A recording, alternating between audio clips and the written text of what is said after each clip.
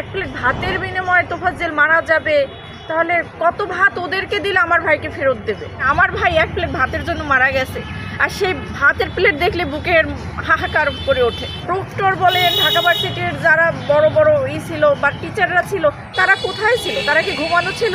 একটা মানুষকে 4টা ঘন্টা নির্যাতন করছে, কোথায় ছিল তারা? তোফাজ্জেলকে এই রকমের নির্মমভাবে মারা হয়েছে, এর একদম সুষ্ঠু তদন্ত করে একদম দ্রুত বিচার হোক এবং ফাঁসি হোক। যত সর্বোচ্চ মানে বাংলাদেশের সর্বোচ্চ যতটা শাস্তি হোক আছে সেটা হোক, কারণ এই রকমের তোফাজ্জেল যেন পৃথিবীতে আর কোনো মানে শেষ না হয়। এক প্লেট ভাতের বিনিময়ে তোফাজ্জেল মারা যাবে, তাহলে কত ভাত ওদেরকে দিলে আমার ভাইকে ফেরত দেবে? খামেরা তো দাগ হয় কিভাবে? এই যে ভাবি, দাগও যাবে রাগও যাবে, নিন চাকা সুপার হোয়াইট।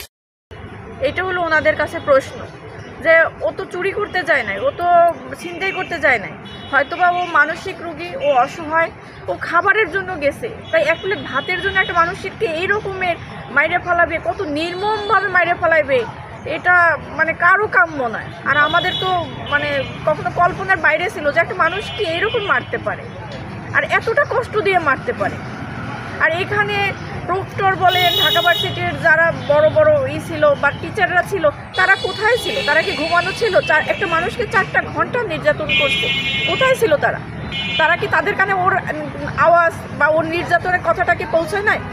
তাহলে এইখানে তো আমি মনে করি যে তারাও দায়ী, মানে এই যে আসামিদের সাথে সাথে ওনাদেরও দায়ী করা উচিত এবং তাদের ভার্সিটির প্রশাসনের বিরুদ্ধেও ব্যবস্থা নেওয়া উচিত। এরা যে অন্যায় করছে তা মানে আমি যদি অন্যায় করে আমি মুখ বুজে সহ্য করি বা দেখি আর আমি যদি প্রতিবাদ না করি, তাহলে তো সেই অপরাধের অপরাধী। একটা মানুষকে 4 ঘন্টা 5 ঘন্টা অত্যাচার করবে আর তারা নীরবভাবে সহ্য করে আর চুপ করে থাকবে, এটা মানে কোন বিবেকের তাড়নায় করছে তারা? আর ঢাকা ভার্সিটির মতো এমন একটা প্রতিষ্ঠানে এই রকমের মানে পশুর মতো আচরণ করবে, তাদের তো তাহলে শিক্ষার কোনো দরকারই ছিল না। আমি আর তোফাজ্জেল 1 মাসের ব্যবধান। তোফাজ্জেলের যে 35 বছর বয়স, তোফাজ্জেল এত বয়স না, কিন্তু ও আর আমি মানে আমি মানে 8 মাসের বাচ্চা ছিলাম, তখন হলো মানে আমি আমার কুকুর দুধ খাইয়ে বড় হয়েছি। ও আর আমি একই বয়সী, একই জায়গায় স্কুল জীবন বলেন, হাই স্কুল জীবন বলেন, এবং আমাদের পাশাপাশি বাসা ছিল। তো ফুফাতো ভাই বলতে গেলে হয়তো মানে অনেক দূরের মনে হয়, মানে দুধ ভাই প্লাস ভাই। আর ওদের বোন ছিল না, বোন বলতে আমাকেই বুঝাইছে। তাই সেই মানুষটা এতটা 30টা বছর আমরা একই জায়গায় বড় হয়েছি, আমার ফুপু মারা গেছে, ফুপা মারা গেছে, লাস্ট ফুফাতো ভাইও মারা গেছে, এরপরেও মানসিকভাবে আরও বিধ্বস্ত হয়ে গেছে। তো সেক্ষেত্রে এই রকমের ভাই হারানোর কতটা কষ্ট, যে হারায় সে বুঝে যে কতটা কষ্ট অনুভূতি।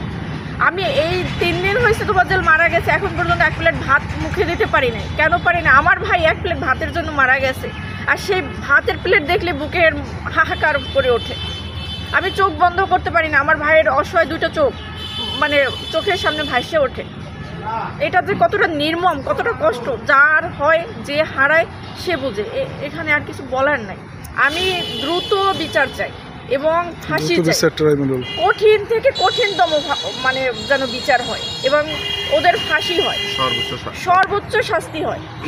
ওকে যেরকমের 4 ঘন্টা এরকমের তারা মানে আমাদের বিচার ব্যবস্থায় নাই যে এরকমের 4 ঘন্টা কষ্ট তিলে তিলে শেষ করা যায় একটা আসামিকে।